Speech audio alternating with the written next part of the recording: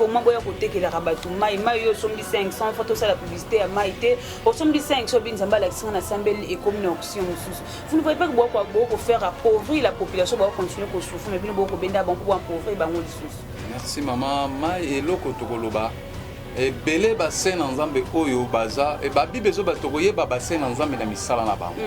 Tant que mutu ozomona bien aimé ozomona mosai na pasteur na yo o prophète moko boisongolo apo abiki sabatu azoko teka mai ou bazo sele loko moko atiepa teka ou bazo loko moko boyabike pona yo obika na maladi songolo funa opesa offrande ou opesa mbongo boy bien aimé na loba ke fuko yeba basai na non tolobike mosai na nzambe tokoyeba bango na misala na bango tokoyeba bambuma mabe na misala na bango. Alors il faut comprendre déjà que wana azambuma mabe okoyeba nde malam na mbuma mabe parce que mbuma mabe okomona on a misala na bango. Alors ngana musala nazo sala nazana bateau nazo diriger bazana sima tozo sala musala nzambe ya batu nyonso ba ya esika oyo bazoya ko jolobiko bazoya ofele nazo pesa ofele parce que nazo kiango yo ofele funa kabape ofele. Donc tokotika la jamais ko kaba onction ya mbongo. Soko moni mosai na nzambe azako kaba onction ya mbongo faut comprendre que azali ya nzambe te parce que ya nzambe ba pesa ka ya mbongo te. Parce que soko loindo ko buka te mosai na nzambe soko loindo ko buka lo lenge nini.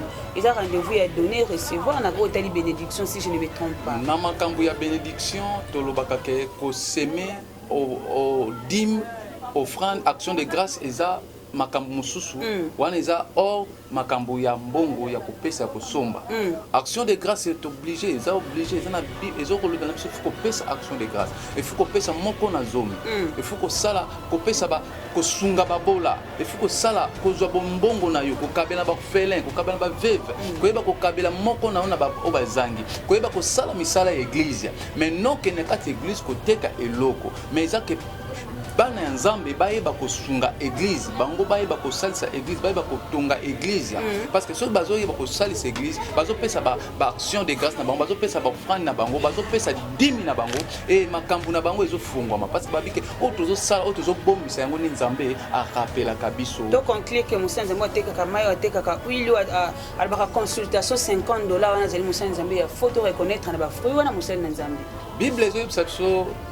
tokoyeba bango na misala na ya ona bi misala na bango zali ko ena basanze muso ko ke moni consultation $50 avant kutana prophète au prophète ayambaka mardi au sumba ba pomme mi bale boko bote bana mapasa to le bakamba la moke bango bazali na misala peut-être bazali ko teka déjà ba option bazali ko teka déjà tali bénédiction c'est que bazali basana nzambe ya lokuta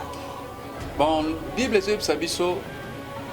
tokoyeba bango nzambe bible ezo batoko ye akojuger bango parce que ozala juger non biso tokojuger bango parce que tokozala juger par Dieu seulement parce que tant tozotala moto otala biso moto zomona et be prophète ozo koteka mai na koyebisa peuple de Dieu no sa bana nzambe basali na nzambe o baza koteka eloko o ke po bat babika bien aimé na mokili to yaki tozwa ki gratuit futo pesa bana nzambe ya kofele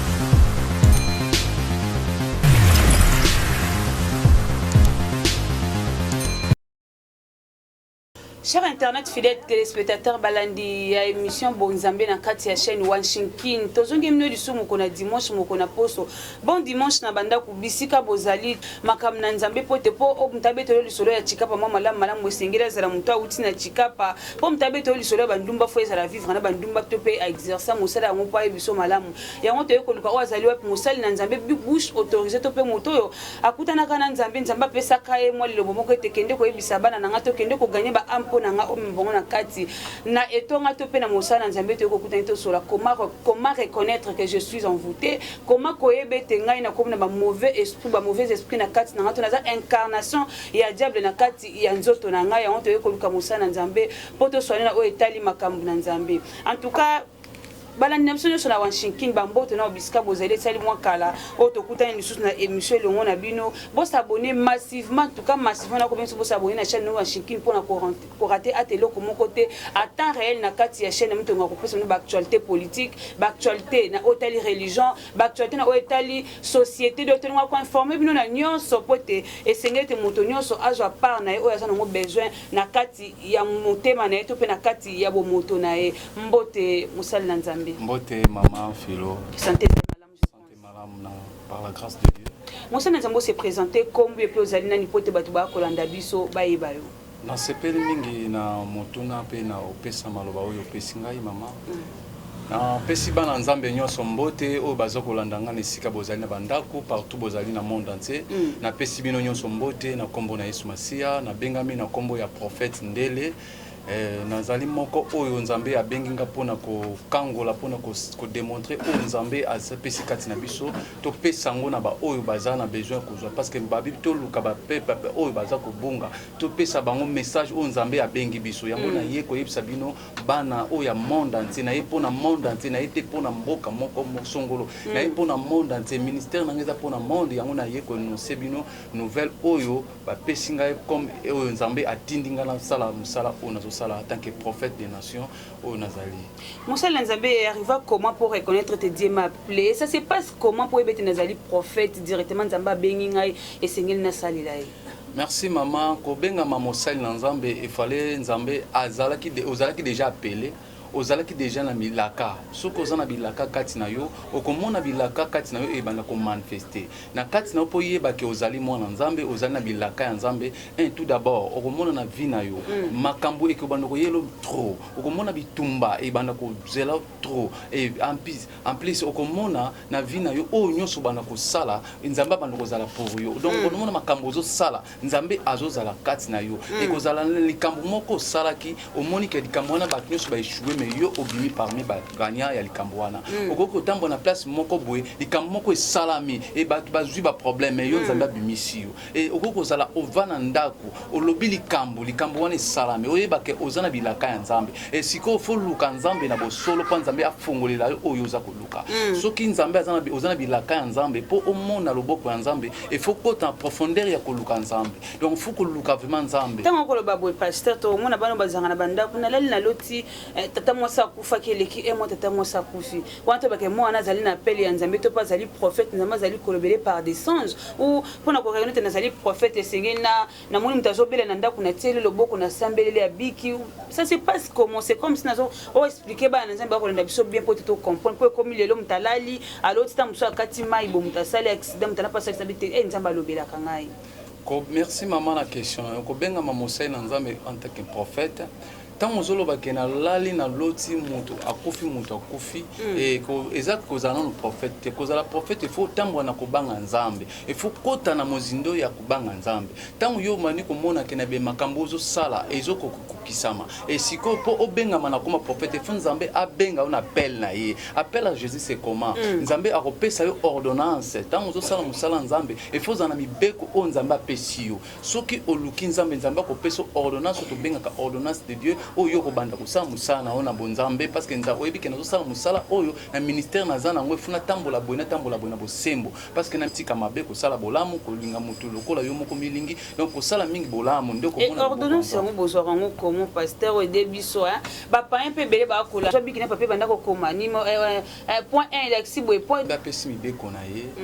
apesi Moïse mibeko wana eza ordonnance bapesi kobanga oyo nzambe alobi ke tosa 10 commandements de Dieu tango ozotambwa na kobanga nzambe ordonnance wana nde eza mibeko ya koboya masumu merci mama na koloba ke tango nabengami kozala mosali ya nzambe eza déjà tango nazosala misala ya nzambe oyo nazokamba église ya nzambe prophète parce que prophète biso nzambe nde mutu apesaka esprit oyo lelo za prophète eza nzambe nde mutu anomaka apesaka biso ministère oyo nazali eza pasteur te apoza kinga loboko eza te mutu songola apoza kinga loboko mais musana nzambe mote boye wanto kopesa pichu mwanza raison ndenga lobaki musana nzambe obimika ka boye te ndenga mama botsomba na moko bitene zali prophète na kumusana nzambe ozala ka encadrer na kati ya église songolo musana nzambe reconnaître que mwana ngai ndela azali na ministère tel na kati na esengeli na aider na diriger na kati ya ministère wana tungi to bende loko wana musana nzambe merci na oyo lobi biso tozali basali tokozala te tobimaki na mokili boye motu nyonso aza na papa na ye ya molimo oyo pesa wita na kati etonga na ye alors na kati ya mosala oyo nazosala lelo nalobaki te naza prophète mais na kati ya église oyo ngai nabimeli mpa papa na ngai aza Raoul Chombo aza na kati ya église na ye eza na kati ya limité ye nde moto abimisi ngai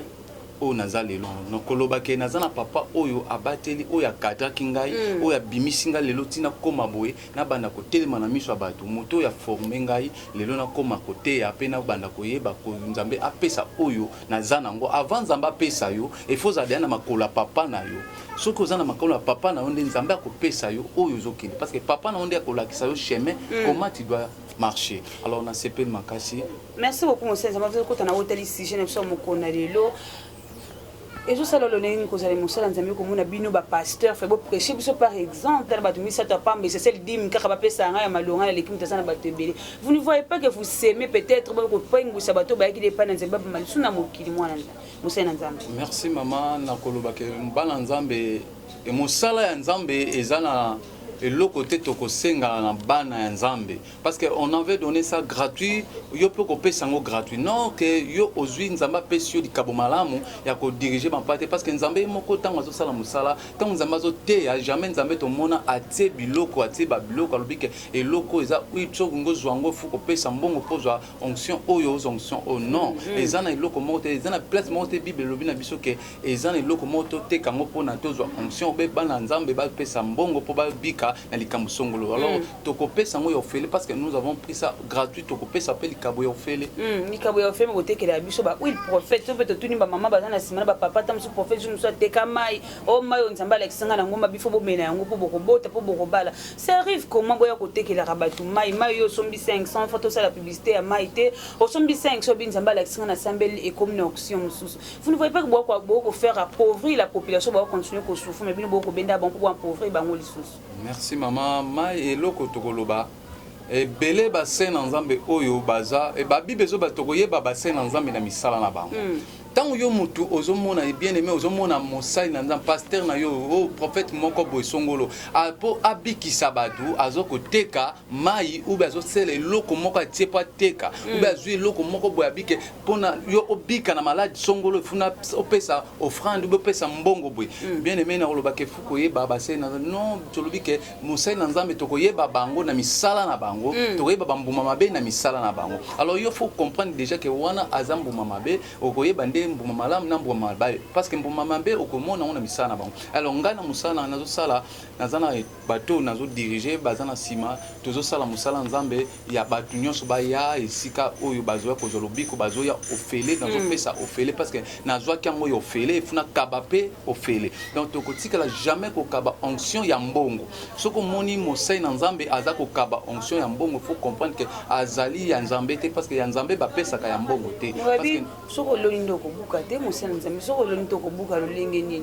eza rendez-vous ya donner recevoir na ko tali bénédiction si je ne me trompe pas na makambo ya bénédiction tolobaka ke ko semer au dîme offrande action de grâce eza makambo mususu wana eza or makambo ya mbongo ya kopesa kosomba action de grâce est obligé eza obligé eza na ezo kolobela biso faut kopesa action de grâce il faut kopesa moko na zomi il faut kosala kopesa ba kosunga babola il faut kosala kozwa bombongo na yo kokabela ba felin kokabela ba veuve koyeba kokabela moko na ona ba obazangi koyeba kosala misala ya église mais non que ne kati église koteka eloko mais eza que bana ya nzambe bayeba kosunga église bango bayeba kosalisa église bayeba kotonga église parce que soki bazoyeba kosalisa église bazopesa ba action de grâce na bango bazopesa ba offrande na bango bazopesa dimi na bango et makambo na bango ezofungwama parce que babike o tozosala o tozobombisa yango ni nzambe arapelaka biso donc on clique que mosanza nzambe atekaka mai atekaka huile alobaka consultation $50 wana zali mosanza nzambe ya photo reconnaître na bafruit wana mosanza na nzambe bible ezoyebisa biso tokoyeba bango na misala na bango ya ona bi misala na bango zali wazali ko po ya basanze muso po ke moni consultation $50 avant kutana prophète o prophète ayambaka mardi o sumba ba pomme mi bale bokobote bana mapasa to lo bakamba la moke bango bazali na misala peut-être bazali ko teka déjà ba auction bazali ko teka déjà tali bénédiction c'est que bazali basala nzambe ya lokuta bon bible ezoyebisa biso tokoyeba bango nzambe bible ezoba tokoye akojuge bango parce kozala juge non biso tokojuge bango parce que tokozala juge par Dieu seulement parce que tant tozotala biso mo tozomona ebe prophète oyo azokoteka mai nakoyebisa peuple de Dieu nakoyebisa bana nzambe basali na nzambe oyo baza koteka eloko oyo ke mpo bato babika bien aimé na mokili toyaki tozwaki gratuit fu topesa bana nzambe ya kofele babi toka bango oyo fele parce que tozwaki yango tofutaki mbongo te nakoyebisa bana nzambe eloko nyonso oyo nzambe apesaka ngo gratuit kosunga église eza kopesa dîme c'est normal bakopesa dîme na kati église bakopesa nzambe dîme na bango bakopesa nzambe ba action de grâce na bango bapesi nzambe eza pour église mais eza te ke biso basai na nzambe to banda koteka biloko oyo topesa ba $50 et bongo soki mama mutu oyo atekaka mikate azana $50 te c'est que mkolongo pe ko rater onction soki mama oyo atekaka nguba azana $50 te a possibilité neza $10 donc yo bi ke nazo teka ngo $50 $20 c'est que ye akozwa onction ya $20 akozwa onction ya $10 onction za ya mbongo te mama saint esprit za ya mbongo te merci beaucoup biso nyuso toza na même esprit tokabango feli merci beaucoup mosala na bito kotano etali sujet na biso esengi to lebe yo komona makambo oyo mutu aza kosala aza démoniaque ezo kosala makambo oyo bolenge o nzambe alingi te okomona mutu mususu aza wana mwana nzambe akoki kotonga te faut comprendre déjà oyo aza na kati ne esprit eza mabe tant ozomona ke mwana aza mutu oyo esprit de koti esprit mabe kotaka na kati ya mutu et koti na kati ya mutu et nous avons des droits nous avons des pouvoirs de chasser cet esprit là parce que tokoloba ke esprit mabe so ekote biso toza na pouvoir biso bana nzambe toza na pouvoir ya ko chasser esprit wana alors tant koti na kati ya mutu po oyeba ke oyo azaya azotambwa na esprit ya mabe okomona comportement makambo azosala eza oyo nzambe alingi te soki balobi ke na ye akondeti na okomona mutu azosala makambo oyo eza kaka na ngambo ya Satan parce que na ngambo ya biso bana nzambe o nyonso o nzambe apekisi to sala tant mutu azo sala ngo il faut comprendre que mutu aza lieu parmi sala mabe aza na ba démon o ezo tinda eke asala mabe wana alors tant mutu azo sala mabe wana il faut comprendre que kati na ye esprit moko eza wana ezo tinda parce que esprit o eza na kati ya mutu jamais ko pesa mutu asala eloko malamu e ko tinda eka asala eloko mabe o e ko pesa batu malamu te alors biso tant to kotala ke mutu yo tozomona azo tambola bien te to koluka ye to kosambela pona ye akobika esprit ekotaka ndenge na kati ya mutu prophète ninga naza nanga boye mbala moko na kene église prophète abandi sérieux na esprit mabe kati na esprit ekokota komo na kati nanga parce que ezali esprit et comment ekotaki na kati ya mutu mutu sentir te que eloko moya mabe ekoti na nzoto mais seulement les prophètes nde fois na droit ya komona yango merci mama nakoloba ke koyeba esprit oyo eza na kati ya mutu eza nzambe mutu ayebaka esprit wana donc prophète azoloba ke na moni mutu aza na milimo mabe eza kati na ye et milimo mabe oyo eza kati na ye prophète azomona ngo te mais saint esprit mutu azoyi azomona eloko eza kati ya mutu nde prophète akoloba parce que prophète aza na kati na ya mosai na nzambe aza na saint esprit kati na ye alors saint esprit nde mutu dirigeaka biso alors soki oza na saint esprit kati na yo okoyeba ke mutu oyo aza na milimo mabe mutu oyo aza ndoki ata mwana mabe azotambola na kobanga nzambe te azotambola misala mabe tokoyeba ngo soki oza na saint esprit soki oyambi Seigneur Jésus comme Seigneur et Sauveur okozala obengami mwana nzambe akopesa yo saint esprit ekozala kati na koyeba ke oyo aza nani en tant que mosai na nzambe soki na bimi liboso oyo nazosala naza na bato na kati église soki saint esprit ayebisina ke mutu aza misambe tokoyeba ye molimo santo akoyebisa biso tokoyeba ke oyo aza na misala mabe par saint esprit edirigeaka kele pe baprophète bakoma komema biso na makambo ebele koma kosala mutu pasi mwana wana azali ndoki basini ezali nini oyo na butu alelaka oyo na butu asalaka butu baprophète bakoseme oyo babengaka terrain na kati ya bafamille ya bato mosai na nzambe pourquoi pas bosala ministère nzambe atindaki bino na kimia fo bokanga bandoki etango okangi ndoki ezali maladi soki na kose trompe te ntango okangi mwana ndoki pourquoi pas koteya baparent komema mwana kati ya makolo na nzambe kokangola ye mais bosalaka mosala ya kokanga ino ya koguérir merci mama nakoloba ke kokanga mutu ndoki ube mwana ndoki soko moni mosai na nzambe akangi mutu ndoki ke abengani mutu wana c'est que mosai na nzambe fuko la malamu parce que biso toza na devoir ya kokende ko récupérer esprit oyo batie na kati ya mutu non ko boya mutu wana ko bengana mwana wana toza na posa ke to longola oyo eza kati na ye sema so batie kati ya mutu wana esprit oyo batie kati na ye nous avons le pouvoir d'aller ko longola esprit oyo batie kati na nous avons le pouvoir là oyo na ko longola esprit wana pe na sambeli pour esprit na esprit na longo parce que Jésus-Christ yemo aza prophète wa lakisaka biso ke abengani milimo mabe alongoli milimo mabe abwaki na mai afongoli mutu misu mutu amoni mutu oyo aza souffrir na maladie mutu akufi akei alamusi Lazare après 4 jours Lazare a c'est quoi et pourquoi pas biso lelo tozala parce que atikeli biso pouvoir apesi biso makoki apesi biso pouvoir wana ya kolongola ya kosalisa o nyonso esprit ya mabe donc poko na koloba ke soki na yebi ke mwana wana azana misala mabe ezana posa te ke tozwa to bwaka mwana wana tozana posa ko récupérer esprit kolongola kaka esprit ye moto aza mabe te esprit ekoti kati na ye esprit démoniaque yango nde to kolongola ngo pa elongola nzoto mwana et procédure ya kolongola molimo ya kindoki na kati na mwana ça se passe comment to mwana ba musu batsaka bougie ba musu ezalaka betelanga ndenge bolokaka na kindoki et ça se passe comment pour na kokangola mutu na mwana esprit ya sorcellerie. Merci maman nakoloba kolongola mutu ko salisa mutu pona maladie o ezana kati ya mutu esprit o ezana kati ya mutu elongo na kati ya mutu et on chasse tout l'esprit par le nom de Jésus-Christ de Nazareth ezana loko moko te o ekolongola esprit mabe à part kombo ya Yesu kombo ya Yesu nde yango ebundisaka bademo kombo ya Yesu nde bandemo bakimaka mama nakoyebisa eloko moko eloko batie comme esthétique ou albike loko salango tchango na porte pour na demo okima bougie te demo okima mai na yoana te demo okima kombo ya Yesu et lo soko za na kombo ya Yesu yango nde to bundaka na ona ba demo yango nde ba demo babangaka no demo ko banga yo elamba na yo te yo pesité pour no tana ndako pon demo akimango alors demo akimaka kombo na et na koyebisa peuple de Dieu ça bien aimé na koyebisa bana nzambe et kombo na Yesu nde benga na milimo mabe et ça na kombo moko te leki kombo na Yesu ato kutani na muto azana la délivrance par le nom de Jésus-Christ. Alors, en tant que Moussa Nzambe, na kobenga na milimu mabe na kombo na Yesu. Tobete la rappel Nzambe mo maboko sala ka bien. To Moussa Nzambe to mo na ba rema déjà ko kita Moussa Nzambe ye mabe esprit kiti na mo. Merci. Nde mo limo kiti po Moussa Nzambe tomboki na kati na ye. Kati na nga nazomona, ta nazoloba nazoyebake, nazomona biso tozana lit na biso pato to benga na milimu mabe. Alors ton na mona ka esprit ton bazi sanga esprit mabe. Nazomona ndenge démon o nous avons le pouvoir d'aller au potoli mais bango bazana pouvoir ya koyala ngamu na parce que tout ça bana nzambe et il est tout puissant c'est Jésus-Christ de Nazareth il est tout puissant na ina ba stérilité zali esprit ya mabe quoi stérilité les esprits bon nzambe to lobi ke stérilité les esprits mabe te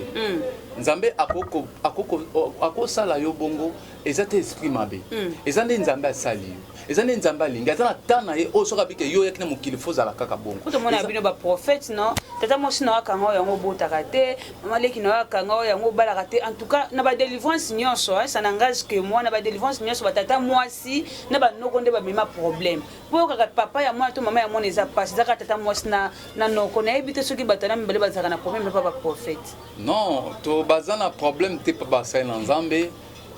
Moussa Nzambe ayinaka noko te ayinaka papa te prophétie salaka batana mibale tolobi ke prophétie tolobaka te ke noko na yo papa na yo muta ko salo mabe wana et demande muta salaka mutu mabe wana esprit ya mabende kota kakata mutu ko bebisa mutu nondo noko na onde muta ko kota wana pasala esprit o eza kati ya mutu nde kota kakuna pona ko sala biloko wana alors ezate pona ko yina noko ko yina papa na yo pona zando kino bibezo biso ke to linga bandi bayini na biso to kabela bango moko na biso bien aimé so moni mutu oyo aza Moussa Nzambe akimi ndoki ayini bayini na ye yeba ke mona aza appelé te donc son mutu aza benga mi mona Nzambe e futo linga bangunya na biso pote bango nde batika misala mabe bala na nzela ya Nzambe parce que so to tiki bango na lisumu wana mutu akolongola bango na mabe wana zate bien aimé yango to lobi ke devoir na biso eza pona koluka ba am perdu ko comme kozongisa bango na nzela bien aimé devoir na ngai eza koluka bana Nzambe bazonga na nzela koluka bampati oyo ebungi bazonga na nzela musala oyo Nzambe atinga yango wana Moussa Nzambe pe mamukie to luka mama moko na église a répondre na moi question ko permettre ngana poser ba ndimi na kati na église za mabete non mabete mama na koya kote pa ya za mama diaconese na kati ya église na mama diaconese na kati ya église na ko déplacer micro pa ya mama Mama, mbote mbote. Santé zali malamu. Eza malamu mama. On se présenter comme zali na pe ba ko landa ba yeba.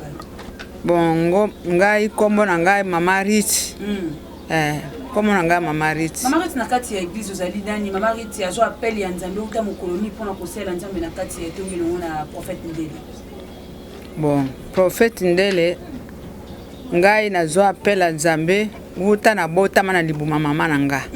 Nzambe deja pona ngai. Na botami te me ye deja si apona ki ngai. Lelo yo nakomi ko compléter ka devoir. Nazo salela nde devoir Nzambe. Eza nde nakoma nazala lokola nazali lo.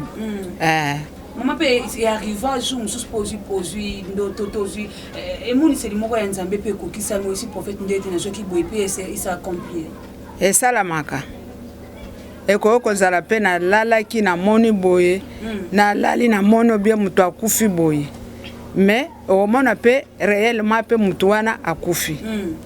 Salamaka bon. Merci beaucoup maman. Et prophète n'a constaté que awa mutu nyonso soit abanda ko sela Nzambe uta abotama maman na ye. Wanto ba ke prophète nda tangisa ki banete. So mutu tuno ba ke banda na botama maman na sela déjà Nzambe. Maman da répondre bien ça ko compléter au sali ka musali na Nzambe. Merci maman Philo. Nakoloba maman kobotama déjà na bonzambe eza appelo nzamba bengi nzamba benga ki parce que nzamba azalaki déjà na bilaka to koloba ke tango ozanda na bilaka ya nzambe ata ozalaki na libumu parce que mwana bilaka ne mort jamais mwana bilaka kufaka te mais surtout que ne ba cimetière to kuta bato bazana ba projet belé ba kufa mwana bilaka fa c'est comme si moko sa biso quelque part et fubila ko nzamba te kati na yo ifemoni sama tomona babwaka bana misu babwaka bana kati ya fulu mwana wana zakia bilaka mwana wana koli lobya komi mutu tozomona Moïse tozomona Joseph bandeko na babwaka ki azalaki na bilaka ya Nzambe bazwe babeti babwaki batiki bateki tellement azalaki na bilaka ya Nzambe efu bilaka wana e manifester efu bilaka na ebima lokola mama azamoko na kati église yananga azamoko o azana kati membre église tanga lobike na azalaki déjà appelé déjà bandant bon moment Nzamba yebaki na kozala déjà musali naza déjà na kati ya Nzambe parce que azomona tanga botami kokola na ye ti akomi lelo azama abengami mwana Nzambe parce que azosalela Nzambe makambo nyonso za Nzambe ti akoli alors yango moni alobi ke na bengama ki déjà banana libumu mananga na zaki déjà Nzambe parce que toloba ke o to kuta na mokili déjà tozaki déjà yango amen en tout cas réponse ya maman m'a convaincu réponse ni salinga bien lobe tenaza ko compléter ka ko Nzambe a pesanga déjà uta en tout cas zali malamu koyo kana kati ya tonga boy ba mama bazali affermi ozo ka mutazana liloba kati na yeza isalaka moi bien to tikala 10 minutes les caméramans donnent signer to tikali na 10 minutes mon Nzambe to zali na 10 minutes zali moi ebele mon sali na Nzambe comment ça arrive que esprit zali esprit quand to benga ngo esprit zali ko emona na kabuete e kota ki na nzoto ya mutu meton bokangola ka mutu o tata moi sindi mtakanga ngai mutu ou bien zali esprit ya tata moi sinda ko bana kati ya mutu wana EDD okomona mtasali délivrance mtasanti musuni o musuni ya kindorne. Merci na question yo tuninga mama ya liboso lobi tokoyeba ndenge nini mutu comment esprit boyebaka esprit ya mutu o azana na esprit ya mabe démon doki akoti na kati ya mutu wana comment bokoyeba ke bobimisa esprit wana et mutu to sala mutu ayebaka esprit ya mabe kati ya mutu c'est Saint Esprit soki aza kati na yo okoyeba mbalama ko détecter ke wana azana misala mabe c'est Saint Esprit oyo akambaka biso ya kosala délivrance na nzoto ya mutu alors to lobi ke eloko nyonso o to sala ka soko zana Saint Esprit kati na yo te okoki ko benga na milimo ya mabete il faut na bonzambe kati il faut Saint Esprit kati na yo et Saint Esprit pa na yo nde akosignaler akoloba kati na yo et esprit o elobaka na kati ya mutu ke oyo azali tata mwasi na ye mutu azosala mabe c'est Saint Esprit mutu akoyebisa Saint-Esprit akobimisa vérité na monoko na ye et Saint-Esprit akolakisa ke o eza kati ya mutu eza mutu songolo c'est Saint-Esprit alors soki Saint-Esprit aza tout puissant eza Seigneur Jésus tango abike nazo sala oyo nazo longola maladie na nzoto mutu oyo nazo kangola mutu oyo ata démon wana aza na place ya kobata mate parce que Nzambe na biso aza tout puissant azomona eloko nini eza na nzoto mutu wana et tango mosakoli ya mboka mosakoli prophète pasteur mutu azosala mutu délivrance azoyeba esprit mabe o ezakata mutu parce aza dirigé par Saint-Esprit na tuna ki question ntaleki musunya kindoka yeko sanza ngona kati église musunya ndefandeka na kati zozela mukolo délivrance ele koza spirituel comme ra charnel comme to komona mbisa bimina likolo ya mutu to moni musele na mona kinyawa na zoleka na miranda na soko za nyawo ya mutu koleka nyawo koleka mais soko za mutu ko midiembi ka nyawo pe na tonga midiembi ki yemuko pasteur bozo mona biso lokola bana mikelo kwa batu moko merci maman na kolobake démon tomonaka ete azomanifeste na biloko ntango nazosala priere na kati ya mutu soki mutu wana aza asanzi mai asanzi eloko ebimi na kati ya libumu na ye eza eloko oyo eloko ezali na kati ya nzoto na ye esprit ezali na kati ya nzoto ebima libanda emonanake asanzi kindoki asanzi oyo asangizi eloko tel eza esprit mabe mutu ezali kati na ebimi alors ngai nalobake esprit nyonso ya nzambe tobengana yango ekendaka cet esprit tomonaka yango te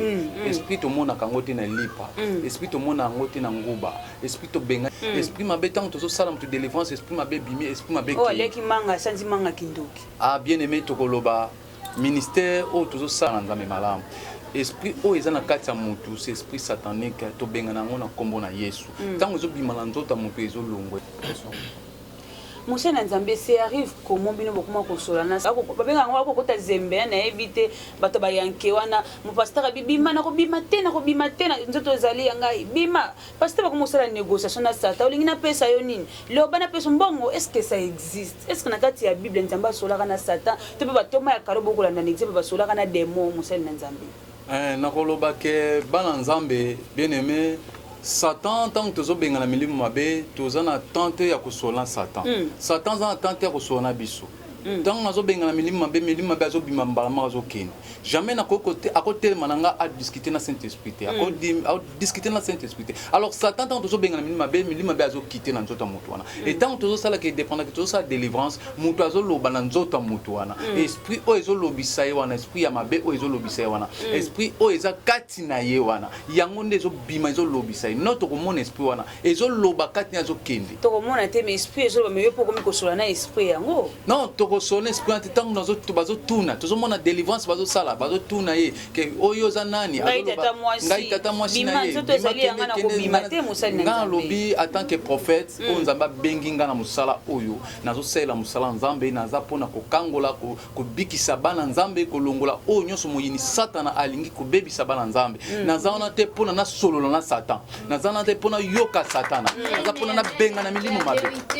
naza te pona yoka ye yo nani naza tina ko tuna ye nani te naza na posa nde alongwa na nzoto ya bana Nzambe naza na posa ko yeba identité Satan te naza na posa ko yeba d'origine na ete naza na posa ko bengana nde milimo mabe o ezana kati ya mutu etika mutu pe mutu akoma kimia. Merci monsieur Nazbi tozo koma na suka nazo tikela yo 3 minutes les caméramans sont déjà d'accord na ngai nazo tikela yo 3 minutes ça adresser na ba diaspora prochaine émission elle na maka partout dans le monde au adresser message moko na ba diaspora ba tu ya poto ba sana ba problème ebele hein mususu ko mata musaka ngama keke pa banda kenda poto a évoluer kate akenda kalibusta ngama esika moko en tant que prophète Moussel Nzambe o adresser message moko ya espoir to pe ya réconfort pour na ba Nzambe puis moi lo sambo ya muke pour na batu ba kolanda biso. Merci maman bana Nzambe bandeko nanga nyonso bazana mboka bapaya bandeko nanga nyonso bazana monde entier moko na bino moumbu na bino prophète na bino de oyo abengami na kombo ya prophète Ndele na zoko tinda message na ngeza ko yebisa bana Nzambe nyonso bazali banda ba o bazana kata kisasa ba o baza partout na monde na batérieur partout na ko yebisa bino ke o ba diaspora na biso esika bozali Nzambe ayebi oyo yozali zela tango na yo Nzambe ya kosalela yo e zela bilaka o Nzambe tsakyo nazo yebisa ba diaspora ndeko nanga bazali banda mboka yeba ke yo zali banda mboka Nzamba bosani yo te lokola Nzamba longoli yo na Congo atindi yo na mboka mopaya atindi yo te kuna pona o souffrir yeba ke atindi yo kuna pona un jour yo pe olo na malampa biso to ya ko sepela pe oyo sali e yeba ke yo za kuna na mboka mopaya Nzambe o tozo sambela Nzambe oyo zo batela Nzambe ozo banga akoyeba ko kota likambo na yo quel que soit passe yelio quel que soit zumi kandati yeba ke Nzambe oyo zo ndimeli c'est Jésus-Christ de Nazareth akokota likambo na yo na oyebisa bandeko nanga bazali banda mboka botsa elike na bino pa Nzambe même pas si même ozwi mukandati yeba ke Nzamba kotika yo te tsa elike pa na ye ya kosala abi o nyonso bataka motema ipana nanga na kota likambo na bango e na koyebisa bandeko nanga bazali banda mboka bokanga na Nzambe Nzambe ayebi pasi na yo akotika yo te et numéro ya téléphone nyonso sali banda mboka sana besoin ko consulter prophète pona bango mbala ese problème azali na ngo prophète nazali na likambo na nito kota ba prière au pesa numéro de téléphone na pesi numéro téléphone nga ba o nyonso bazana posa ko sola mosali ba o nyonso bazana posa ko kutana mosali prophète numéro nangeza 085 061 donc plus 243 pour na batu bozali banda ya plus 243 donc ba plus 243 085 061 38 90 085 061 38 90. Alors benga mosali na nzambe, benga mosakoli akosakola pona yo, akosambela pona yo. Bien aimé nazana loko moko te oyo yebisinga ke maladi wana tokosilisa ngote. Ezana loko moko te oyo kolekela problème na yo na grave. Ezana loko moko te oyo kolekela nzambe na problème oyo zanango. Kombo ya Yesu eza capable ya kosisa ba problème nyonso ndeko bien aimé pesa yo zali esila. Elo na yebiso benga numéro oyo okomona le kamunzamba ko salela yo. Obandela numéro pour la troisième fois. Na pesi susu bandeko nanga numéro oyo azwaki azaki na nini comment numéro mosako numéro prophète eza 085 061 38 90 085 061 38 90. Alors un numéro mosali na nzambe obenga na komba prophète ndele o nyonso akobenga akomona loboko nzambe babi o yataka eliki apana ye amona ka loboko nzambe naza awa na lobite ke pona maladi songolo to salisa non na lobike o nyonso azana ba problème o ezo déranger ye et loko nyonso o yaza posa akutana mosako naza téléphone nanga eza ouvert na tout le temps na yambaka aya akomona loboko et na pesi adresse nangai o pe bakozana posa bazana awa na kati ya mboka na biso na Congo azana posa kuta na mosai na nzambe nazana commune ya Limete nazana quartier Mombele nazana avenue Kimangunu place église ezali place musala ya nzambe ezo salama Kimangunu numéro 19. Alors na bengisi bassin na nzambe nyonso beng bana nzambe nyonso o bazana posa kokuta na mosali na bango kokuta na moko ya muumbu na bango aya kuta na mosali amona loboko ya nzambe. Merci beaucoup prophète pour la disponibilité na yo. Merci maman Philo na sepel makasi to sameli pona mboka.